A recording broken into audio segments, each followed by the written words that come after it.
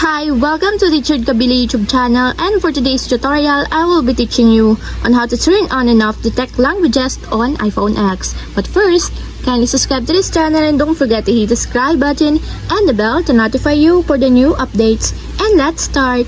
Using your iPhone X, from your home screen first, go to Settings.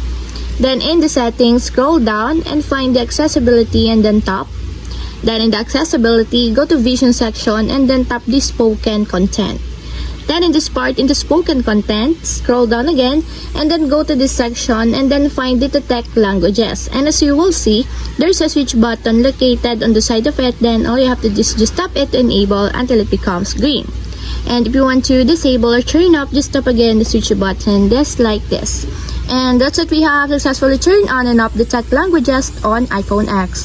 If you have a question, can you comment down below and don't forget to hit the subscribe button and the bell to notify you for the new updates. And thank you for watching!